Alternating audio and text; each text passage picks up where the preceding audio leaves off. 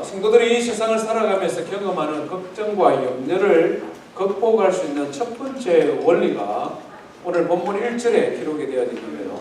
그것은 근심과 싸우라 하는 것입니다. 근심과 싸우라. 너희는 마음에 근심하지 말라라고 하는데요. 이 말씀을 영어는 이렇게 기록을 하고 있습니다. Do not, don't죠. 하지 마라. Let your hearts be troubled. 너희의 마음을 근심에 잡히게 하지 마라 이 말입니다. 이것은 하지 마라 이 말이 굉장히 강조된 말이죠. 한글을 원어에 충실하게 해석을 하면 하지 마라 마음의 근심을 이 말입니다. 성도들이 근심을 이기는 첫 번째 비결은 근심을 즉각적으로 중단하는 것이다 하는 것입니다. 사실 이 말씀을 딱 들었을 때 제자들은 알겠습니다 라는 마음보다는 섭섭한 마음이 먼저 들을 수 있습니다. 왜냐하면 근심하지 마라 이 말에는 예수님께서 제자들의 마음을 잘 이해하지 못하는, 말하자면 제자들을 좀 동정하지 못하는 그런 느낌이 들기 때문에 그렇습니다. 왜냐하면 지금 제자들이 근심하는 이유는 너무 분명하거든요. 예수님께서 제자들을 떠나가는 때문에, 그런 이야기를 하시기 때문에 제자들이 지금 걱정하는 겁니다.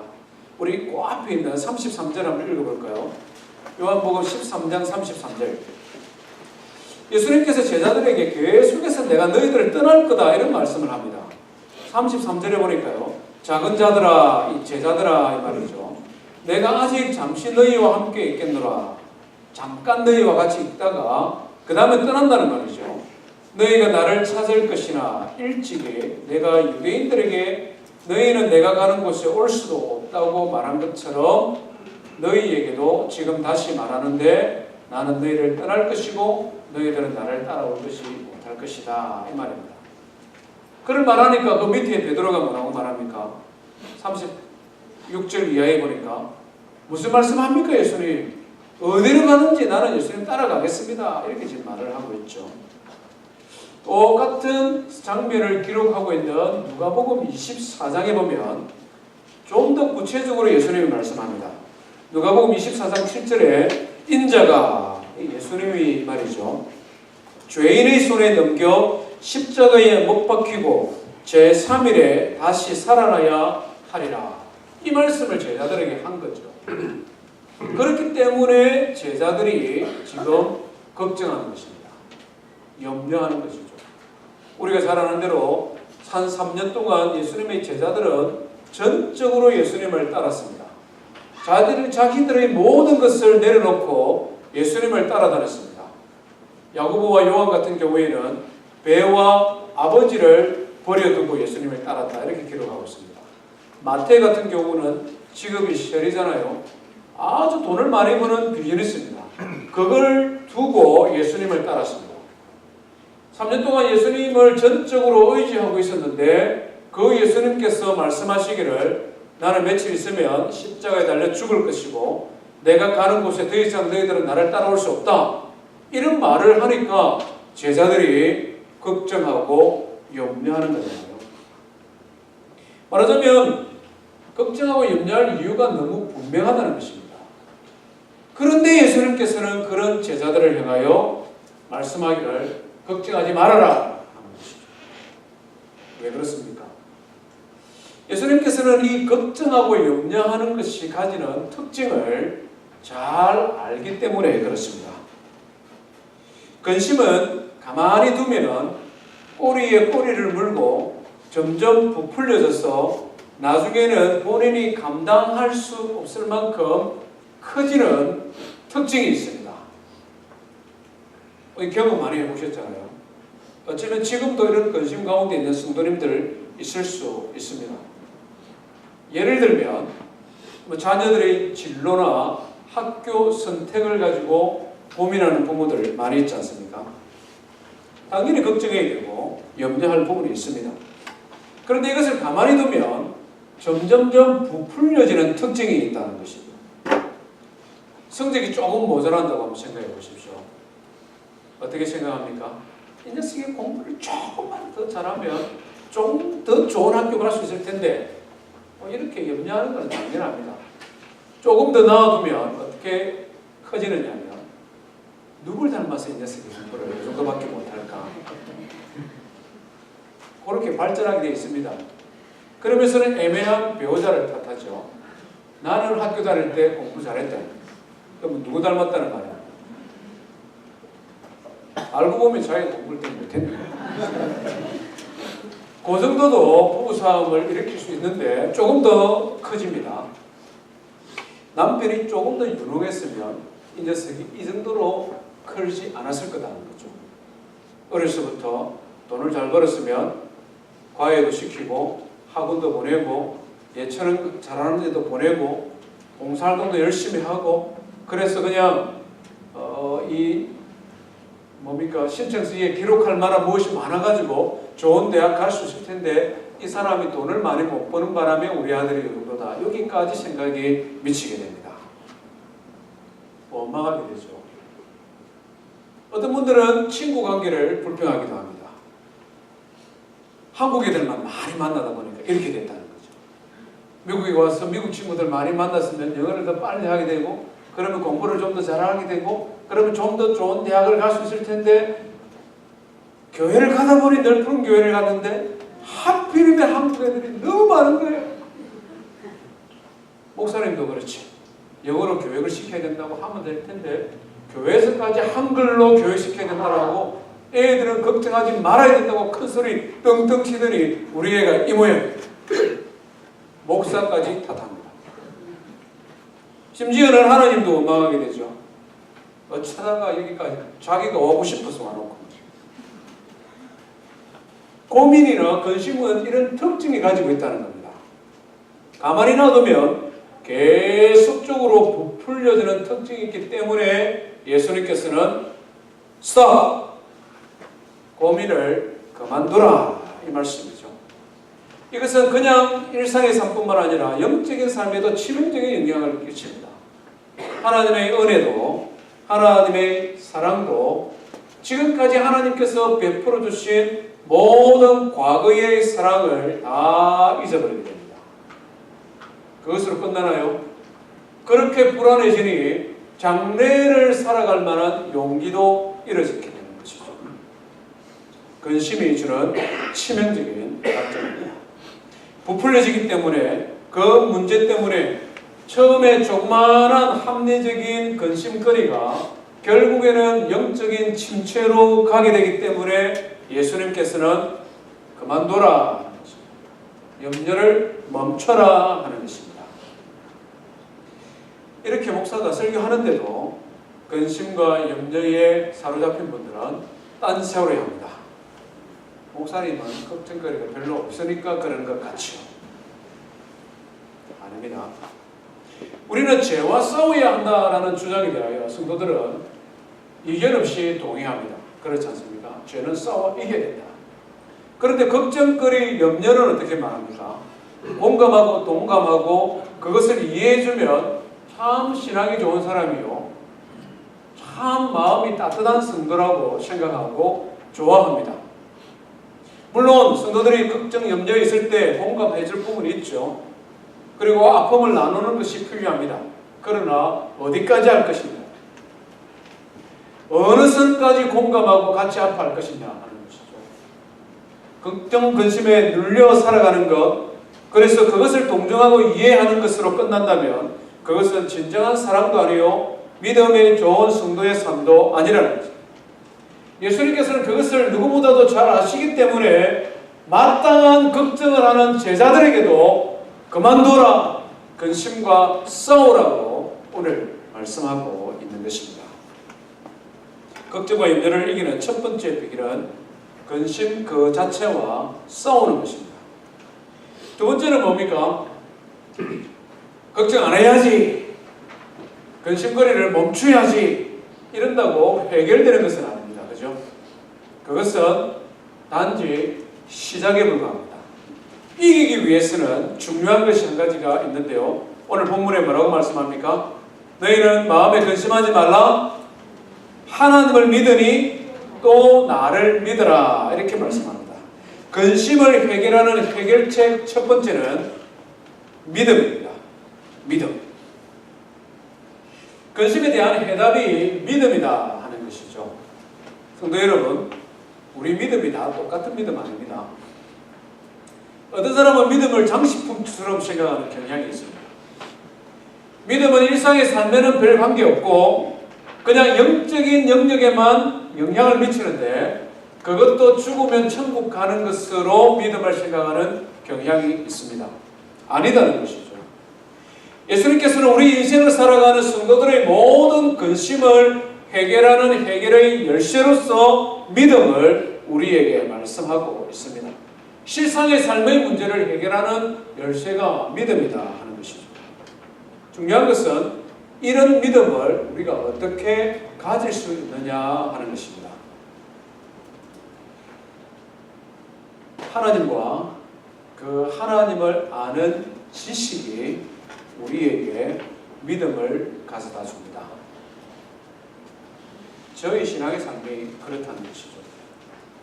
저는 하나님에 대한 믿음을 성경을 읽으면서 얻게 되었습니다. 성경에 기록되어진 하나님의 사랑과 하나님의 은혜가 너무 크고 놀랍고 좋고, 그래서 그 하나님의 사랑을 나도 받았으면 좋겠다는 생각을 많이 했습니다. 하나님께서 이스라엘 백성을 선택하시고 그들을 구원하여 주시고 그들을 지키고 보호하고 인도하시고 그들의 삶의 모든 부분에서 간섭하시는 것을 읽으니까 너무 좋은 거예요. 그리고 그런 하나님이 나에게도 있으면 너무 좋을 것 같아요. 그래서 그 하나님을 믿기로 결심하고 믿고 있습니다. 성경에 기록되어진 하나님뿐만 아니라 나의 삶을 뒤돌아보니까 믿음이 더 생깁니다. 성경에서 기록되어진 하나님은 공부 잘하는 사람이면 더 많이 알게 되잖아요. 성경을 읽어보면 잘 알게 되잖아요.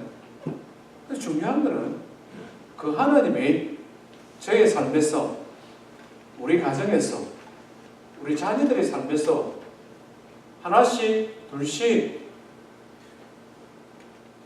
똑같으니까, 맞아지니까, 경험되어지니까, 그러니까 하나님에 대한 믿음이 더 커지는 거예요. 그것이 과거로 끝나는 것이 아니라 미래도 기대가 되어지는 거예요. 성경에 기록되어진 하나님이 나의 삶 속에서, 우리 가정의 삶 속에서, 우리의 자녀들의 삶 속에서 하나씩 둘씩 똑같이 이루어지는 것을 경험하고 알게 되니까 장래를 바라볼 때 기대하는 마음이 생기는 거죠. 하나님, 지금까지 나의 삶을 이렇게 인도해 주셨으니 아들도, 딸도, 이들도 하나님께서 인도해 주십시오. 이들도 나와 똑같은 삶의 과정을 밟아 살아갈 터인데 고민거리도 생기고 걱정거리도 생기고 지치고 힘들 때도 있을 터인데 그때마다 하나님을 알고 경험하고 그래서 그 하나님을 알아가는 믿음이 더 많아지기, 그래서 그 장래를 살아갈 수 있는 힘이 생기는, 이것이 살아있는 믿음이라는 것이죠. 이 세상을 살아가는 사람들과 예수님을 믿는 사람이 근본적으로 다른 것은 걱정과 염려를 어떻게 해결하느냐, 그 방법에 의해 달라집니다. 왜냐하면 근심거리가 없는 인생은 아무도 없기 때문에 그렇습니다.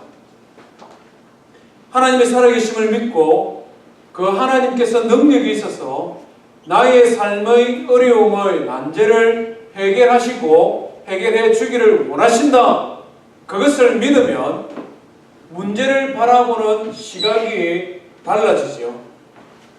나의 힘과 나의 능력으로 해결해 가기 위해 나의 삶을 100% 내가 책임져야 된다는 생각을 포기하는 겁니다. 내 힘으로, 내 능력으로 살아가야 된다는 생각을 포기해요. 이상하다. 그런 생각이 듭니까? 그러면 오히려 여유가 생깁니다. 오히려 여유가 생겨요. 내 문제를 제 3자처럼 볼 수 있는 삶의 공간이 생긴다는 거죠. 내가 이것을 내 혼자 해결해야 된다 싶을 때는 거기에 집중해 있기 때문에 여유가 없습니다. 내 능력에 비해서 문제가 너무 크니까 답답하기만 해요. 그런데 내 힘으로 해결할 걸 내려놓고 하나님이 해결하실 수 있는 힘과 능력이 있다는 믿음을 가지고 다시 문제를 보면 여유가 생긴다. 공백이 생기는 것 같아요. 그 문제를 다시금 도전할 수 있는 용기가 생기는 것입니다. 그러다 보면 그의 마음이 염려에 의해 진둘리는 것이 아니라 오히려 그 근심을 해결해 갈 수 있는 용기 있는 삶으로 변화되어지는 것이죠. 바울 사도는 이것을 누구보다도 분명하게 깨달았던 사람입니다. 그래서 빌립보서 4장에 뭐라고 우리에게 도전합니까? 아무것도 염려하지 말고 오직 모든 일에 기도와 간구로 너희 구할 것을 감사함으로 하나님께 아뢰라. 그리하면 모든 지각에 뛰어나신 모든 일에 뛰어난 하나님의 평강이 너희 마음과 생각을 어떻게 한다? 지키시라. 지켜주신다. 염려가 없어서 그리스도인의 삶이 평안한 것이 아닙니다. 동일한 염려 가운데 살아가지만 그것을 살아계신 하나님의 인격과 하나님의 능력을 믿고 나를 사랑하시는 하나님의 선하신 계획을 믿음으로 모든 걱정과 염려를 이기고 극복하고 승리하는 성도 되기를 주의 이름으로 축원드립니다. 세 번째 방법은 뭡니까? 천국입니다. 천국의 소망을 붙드는 것입니다. 우리 2절과 3절 한번 읽어보겠습니다. 14장 2절과 3절입니다. 시작. 내 아버지 집에 갈 곳이 많도다. 그렇지 않으면 너희에게 내가 너희를 위하여 거처를 예비하러 가노니 내가 다시 와서 너희를 내게로 영접하여 나 있는 곳에 너희도 있게 하리라. 아멘. 이게 무슨 말씀인지 지금 이해가 가십니까? 제자들을 떠나갔 그 말을 듣고 걱정하고 근심하는 제자들에게 예수님이 하시는 말씀이 아버지의 집, 이 천국이죠. 천국이 있고 천국에 너희들이 지낼 집도 방도 있으니까 걱정하지 말아라. 지금 이렇게 말씀합니다. 지금 이 예수님 말씀이 좀 공감이 됩니까? 우리는 일반적으로 천국은 죽으면 가는 멀리 있는 것으로 생각 많이 하잖아요. 제자들도 그렇게 생각했을 것입니다. 아니 지금 당장 예수님하고 헤어지고 지금 당장 우리 삶을 누가 책임지느냐 그것 때문에 고민하는데 앞으로 10년 후가 될지 20년 후가 될지 아니면 오늘 이 시대에 이렇게 100세 시대를 살아가는 이 시대에 50년 후에 될지 그때 들어갈 그 천국 그 이야기를 하면서 걱정하지 말아라. 뜬구름 잡는 이야기 안 같습니까? 지금 당장 이 문제를 해결해 줘야지 앞으로 죽으면 갈 그걸 지금 말씀하면서 걱정하지 말아라. 예수님이 현실감이 없다. 우리 예수님은 현장감이 없다. 그런가요? 예수님의 마음속에는 천국이 너무나 좋은 곳이기 때문에 그 천국에 대하여 분명히 알면 바로 알면 지금 현재 우리가 경험하는 걱정이나 염려가 아무리 크고 아무리 심각한 것이라 할지라도 그것을 이길 힘이 있다. 지금 예수님은 그걸 지금 우리에게 말씀하고 계십니다. 천국이 얼마나 좋길래 예수님은 그렇게 장담할 수 있을까요? 성경은 이 천국의 아름다움과 좋음에 대하여 계속 말씀하고 있는데, 특별히 요한계시록 21장에 가면, 22장에 가면 천국이 얼마나 좋은 곳인지를 우리에게 아주 우리가 이해할 수 있는 단어로 많이 기록을 해놓았습니다. 우리 몇 번만 한번 살펴보십시다. 요한계시록 21장 넘어가겠습니다. 요한계시록 21장 가면 하나님께서 천국이 얼마나 좋은 것인가 우리에게 가르쳐 주셨는데요. 2절 말씀을 한번 보십시오.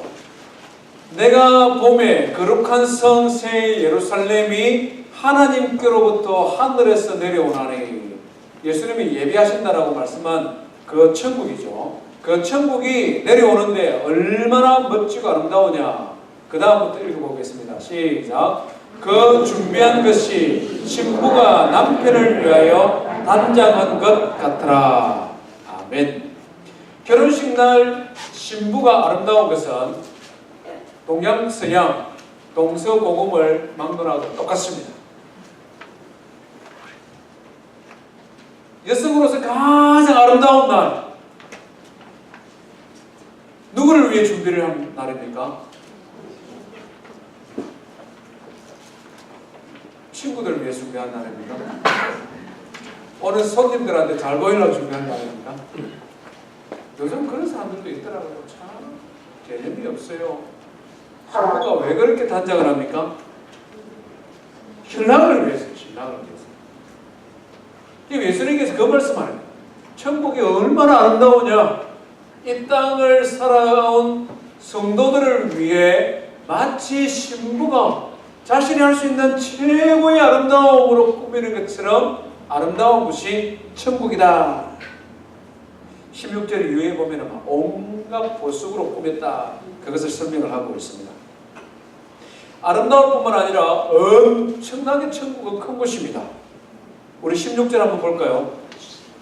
그 성은 네모가 반듯하는, 길이와 넓이가 똑같은 그런 집인데요. 그 길이가 얼마나 되느냐? 12,000 스타디온. 길이와 너비와 높이가 똑같아. 정육면체죠. 그죠? 12,000 스타디온이 얼마나 크냐? 그리스 로마 시대에 올림픽이 열리는 스타디움 있지 않습니까? 그 스타디움에 달리기를 했는데, 그 달리기 했던 그게 완 스타디움입니다. 고고학자들이 검증을 해보니까 180m에서 185m 정도 됩니다.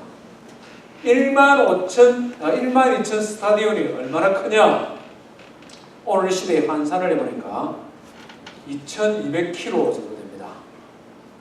한국은 남북 다 합쳐봐야 2,200km가 택도 없기 때문에 미국 땅하고 비교해보니까요, 절반 정도 됩니다.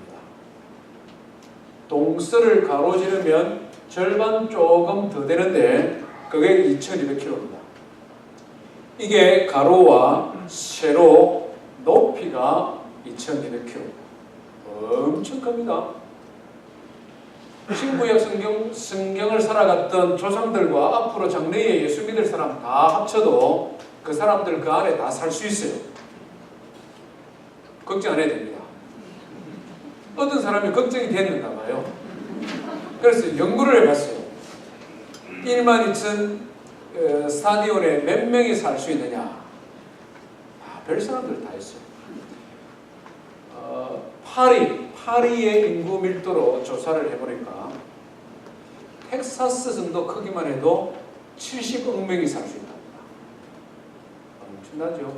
지금 지구 인구 다 살아도 프랑스 파리의 인구 밀도에 의하면 70억 명이 텍사스만한 땅덩어리에 산답니다.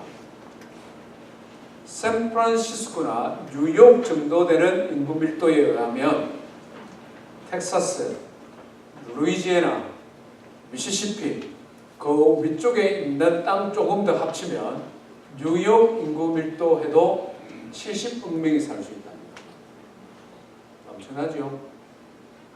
쾌적하기가 참 좋은 곳이 텍사스 휴스턴인데, 휴스턴 정도의 이 인구 밀도면 얼마나 땅덩어리냐? 미국의 절반 정도 되는데요. 그 정도의 인구가 70억 명이 살아갈 수 있다. 천국은 아름다울 뿐만 아니라 굉장히 큰 곳입니다. 신약 성도들, 구약 성도들 플러스 우리를 통해 예수 믿는 모든 사람들 다 들어가도 너무나 쾌적하게 잘 살 수 있는 곳이 천국입니다. 천국이 더 좋은 거는요, 특별히 우리 자매님들이 기대를 많이 해야 돼요. 왜냐하면 천국에는 더 이상 밥할 필요 없습니다. 빨래할 필요 없어요. 이 자매님들 이게 뭐 평생의 과업이면서도 숙제잖아요. 오늘 뭐 먹을까? 특별히 이제 방학하면 비상이에요. 삼시세끼 이 녀석들 뭐 먹여야 되느냐? 천국에 보니까 생명수 강이 흐르고 강가에 생명나무가 열리는데 1년마다 과실들이 열려서 그거 그냥 먹으면 돼요. 밥할 필요 없다. 병원도 필요 없다. 질병도, 아픔도, 슬픔도, 눈물도, 탄식도, 봄, 여름, 가을, 겨울도 없이 너무나 쾌적한 곳이 천국이다. 그것으로도 충분히 설명이 못 되는데 하나님께서 만물을 소생시켜서 변화시키는데요. 우리를 변화시켜요. 21장 6절에 보니까 하나님께서 만물을 새롭게 하노라 라고 말씀하시는데요. 우리 인생을 변화시킵니다. 우리가 구원받았지만 부족한 게 있잖아요. 더러운 성질도 있잖아요. 못난 얼굴 변화시키기 힘들잖아요. 이런 게 필요 없다는 천국에 가면 가장 아름다운 모습, 가장 거룩한 모습, 예수 그리스도를 가장 완벽하게 닮은 모습으로 우리를 완전히 변화시켜서 그곳에 계시는 하나님과 함께 영원토록 즐거워하는 것이 천국이다. 천국 앞에 탁 가면 하나님께서 가슴 활짝 여시고 우리를 꼭 안아주시면서 말씀하실 거예요. 고생 많아. 수고 많아. 이제부터는 이곳에서 영원토록 나와 함께 즐기자. 그것이 천국입니다. 천국을 확실히 믿고 확실히 소망하면 우리가 이 땅을 살아가면서 우리 삶이 아무리 힘들어도 걱정과 염려가 아무리 커도 그것을 상쇄할 만큼 천국은 아름다운 곳입니다. 우리가 이민자로 살아가잖아요.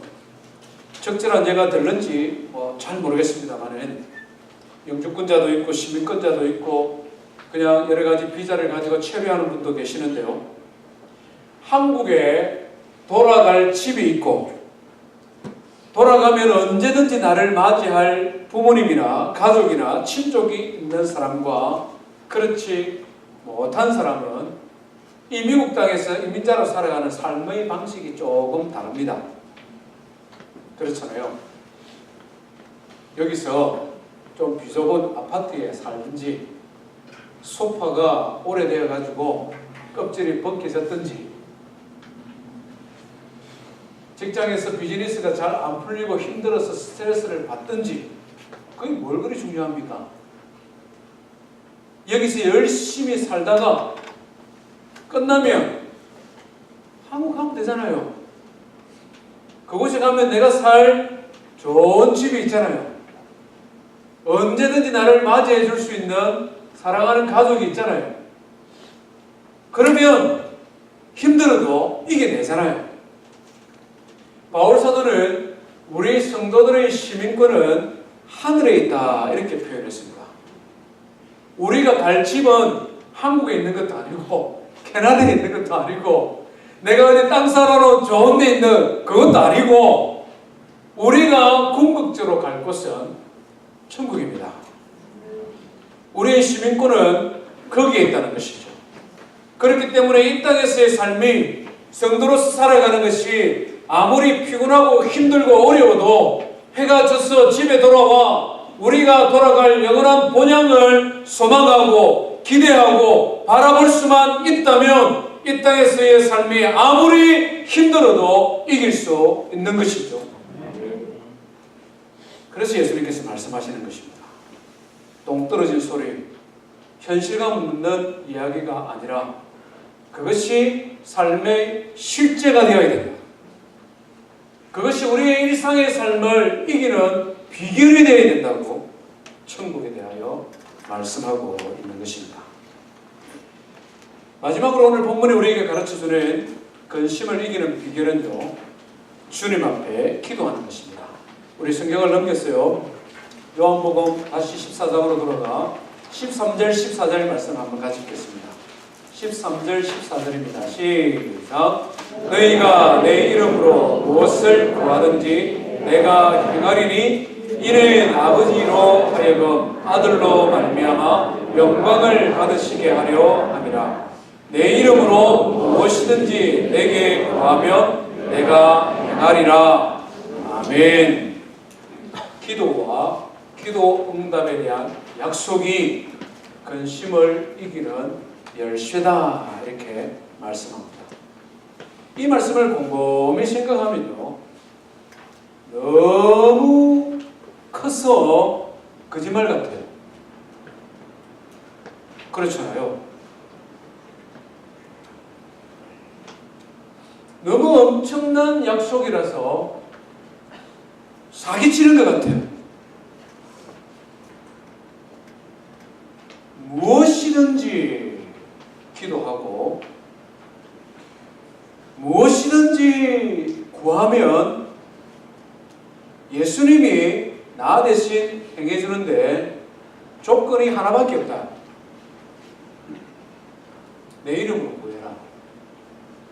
세상에 이런 게 어디 있습니까? 세상에 이런 게 어디 있어요? 저는 평생 살면서 이런 약속 받아본 적이 한 번도 없습니다. 한번 생각해 보세요. 무엇이든지 구하면 내보다 능력 많은 그분이 해주겠다고 약속하는데 조건은 공부를 많이 하는 것도 아니고, 내가 뭔가 자격을 통과해야 되는 것도 아니고, 내가 뭔가 그 사람에게 받을 만한 뭔가가 내한테 준비되어야 되는 것도 아니고, 조건 하나밖에 없습니다. 내 이름으로, 이 말은 예수님이 살아계신 하나님의 아들로 믿는 것, 그것밖에 없거든요. 예수 믿는 우리에게 이런 놀라운 약속을 주셨어요. 힘과 권세와 능력이 무한하여서 부활하신 주님이 뭐라고 말씀합니까? 하늘과 땅의 모든 권세가 내게 있나니. 하늘과 땅의 모든 권세를 가진 주님이 지금 약속하고 있는 것입니다. 내 힘으로 살려고 하지 말고, 내 능력에 내 수준에 맞는 삶으로 만족하지 말고, 내 능력과 내 수준을 뛰어넘는 능력이 무한하신 하나님의 이름으로, 하나님의 능력으로 살고 싶지 않느냐?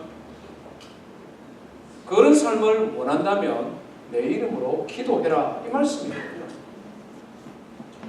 참으로 놀라운 말씀입니다. 사랑하는 성도 여러분, 주님께서는 우리가 얼마나 부족하고 우리가 연약한지 잘 알고 계십니다.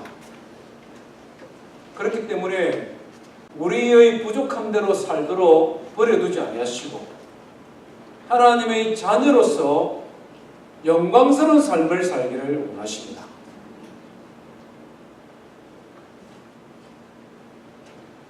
저는 제 삶을 보면 진짜입니다, 이 말씀은. 저는 그렇게 총명하지 못하거든요. 그냥 평범한 정도의 사람입니다. 지나온 가오를 쭉 이렇게 보니까요, 하나님께서 참 저의 삶을 불쌍히 여기십니다. 저희의 수준보다 능력 많으신 하나님 아버지의 수준으로 저를 이끌어 가십니다. 저는 미국 유학을 한 번도 생각해 본 적이 없거든요. 공부 잘하는 사람은 유학도 꿈꾸던데 저는 공부도 특별히 잘못했고, 저희 아버지는 열심히 일을 하셨는데 부자는 아니셨어요. 그래서 기대할 것도 별로 없었습니다.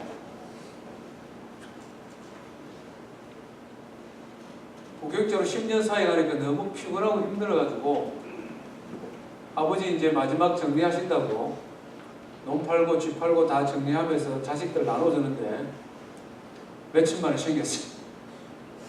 그거 가지고 그냥 3년 정도 어학연수하고 미국 가서 시가고 와야지, 이런 마음으로 그냥 왔어요. 솔직하게. 하나님께서 이렇게 목회도 잘하게 하시고 교회도 잘 섬기게 하시고 자녀들도 잘 양육하게 하시고, 제가 이번 주에 이제 세미나를 워싱턴 DC에 가는데요, 저희 교단 안에 다음 세대를 걱정하고 염려하는 목사님들이 함께 모여서 이민자들도 줄어들고 교회들도 약해지는데 어떻게 이 교회들을 세우고 사역자들을 세워갈 것인가, 그걸 3박 4일 동안 기도하고 연구하고 발표하고 이런 자리에 초대를 받았습니다. 저는 사실은 그 초대 받은 것도 참 고마워요. 저는 그만한 능력도 없는 사람인데, 다음 세대를 걱정할 만한 능력이 저한테 없는데, 날마다 하나님 앞에 감사합니다. 하나님, 나의 챙긴 것보다, 내가 준비한 것보다 더 크고 더 많고 더 좋은 것으로 나의 삶을 이끌어 가시는 하나님 앞에 감사합니다. 이 기도거든요. 하나님 앞에 이렇게 기도하거든요. 야고보 사도는 이것을 너무나 분명히 알아서 야고보서 4장 8절에 이렇게 기록합니다. 너희가 얻지 못함은 구하지 않기 때문이요. 하나님 앞에 기도하지 않기 때문에 구하지 못한다. 얻지 못한다. 다른 말로 하면 하나님 앞에 기도할 때에 하나님께서 채워주시고 인도해 주시고 허락해 주신다는 약속의 말씀이죠. 우리가 이 땅을 살아가면서 경험하게 되는 걱정과 염려가 무엇이든지 간에 늘 하나님 앞에 기도하고 기도의 응답을 경험하고 그러므로 근심을 이기고 승리하는 성도 되기를 주의 이름으로 축원드립니다.